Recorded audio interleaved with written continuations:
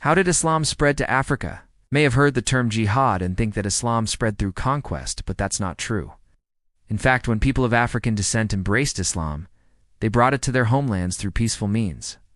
Let's go back to the 7th century CE to see how it all started. At this time, the empires of North Africa were engaged in the Trans-Saharan trade, trading gold and salt across the Sahara Desert with their West African neighbors.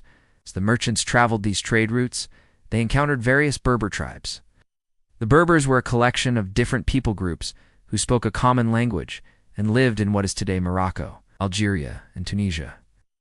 Many of them were animist, believing in a supreme being in a world of spirits. But some had already converted to Islam, and when the Muslim merchants arrived in their lands, the Berbers saw Islam as a religion that was compatible with their own beliefs and readily accepted it. As the centuries passed, more and more Berbers converted to Islam. Eventually, entire kingdoms converted, such as the Almoravids and the Almohads, who went on to conquer much of Spain. Meanwhile, back in Africa, the Trans-Saharan trade was booming, and as the North African kingdoms grew wealthier, they began to explore further south.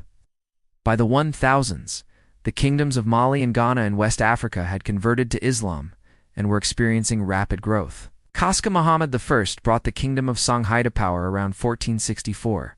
These three empires would dominate the western half of the continent for centuries, controlling the trade of gold, ivory, cola, nuts, and most importantly, salt. Salt was a prized commodity in pre-colonial Africa. It was used not only as a seasoning, but as a form of currency and a preservative for fish.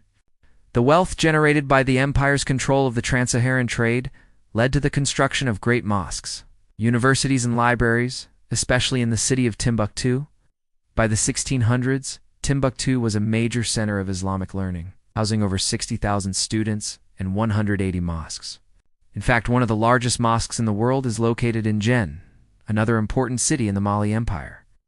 It was built in the 13th century and can hold over 20,000 worshippers. Though eventually the empires would be conquered by colonial powers, their contributions to African culture and architecture would have a lasting impact.